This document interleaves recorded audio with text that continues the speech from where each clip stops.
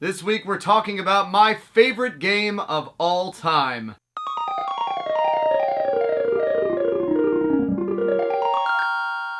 Let's just get to it. Legend of Zelda: Link to the Past. I love everything about this game. It is awesome, perfect, desert island game. I like it so much, the save files mean so much to me that I actually bought another cartridge of it just for this damn review because I couldn't delete any of the save files. So I picked this up. It's the Player's Choice Edition, so now I got both. Love this game. It's an 11. Not even 10 out of 10. It's so good. It's 11 out of 10. So yeah, don't even wait to the end of the review if you want to know what I think. This game is perfect.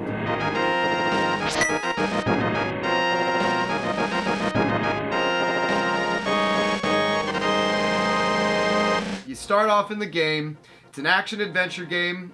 You have all these different items you can pick up, and the overworld is just open. The pacing is perfect. You go on through the game, you beat the first 3 temples, and you get the Master Sword.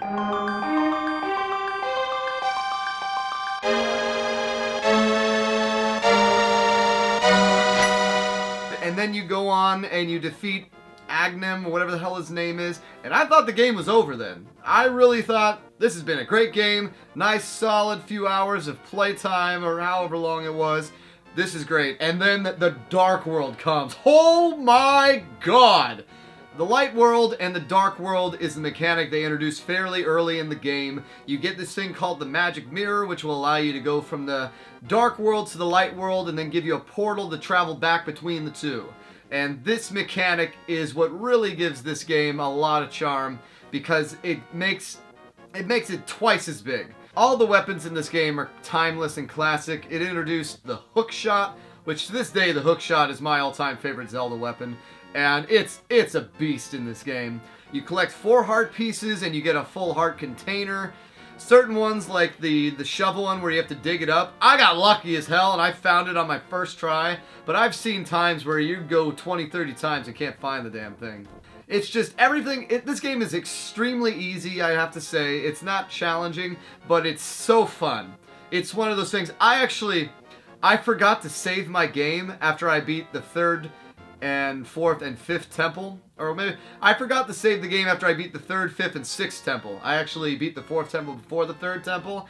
I enjoy doing that for some reason. It allows you to get the tempered sword earlier. The biggest bummer is that I went to the fairy lake to increase my bombs and arrows, which I don't usually do that. I don't know, I don't rely on bombs and arrows that much. I'm one of those guys that when you fight the crab boss, I'm big behind the hammer.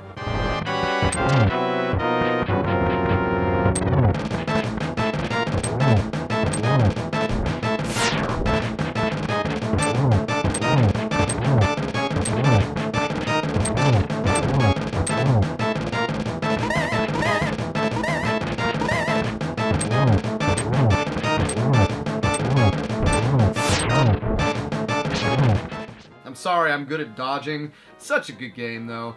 And the music, oh my god, the music in this game made me love life.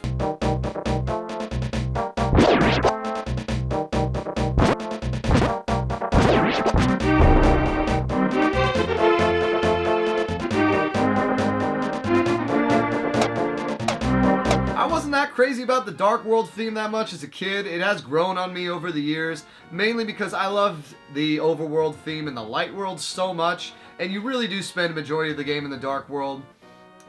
But it's still, they're both great. Come on. This whole game is great. God, it's so awesome. You can get different outfits that'll make you take damage better. When you defeat bosses, they drop heart pieces, which increase your life by 1, and then they drop a pendant or a diamond. And once you collect all the pendants, then you can unlock the Master Sword. Once you unlock all the diamonds, then you can unlock the final castle.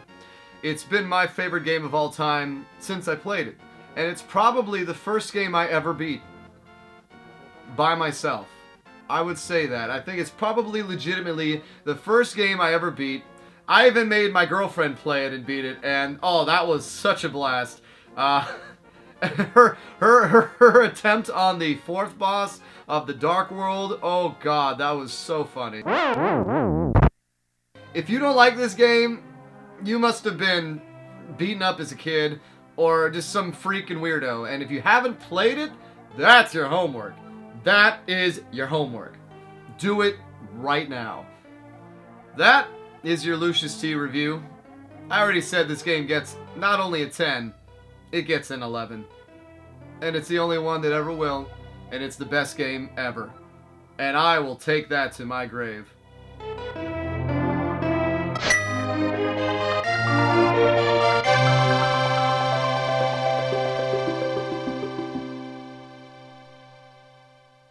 And as far as the timeline goes, who cares? Legitimately, who cares? Is anyone talking about the Mario timeline? No. It's always the same story, and that's what makes it great.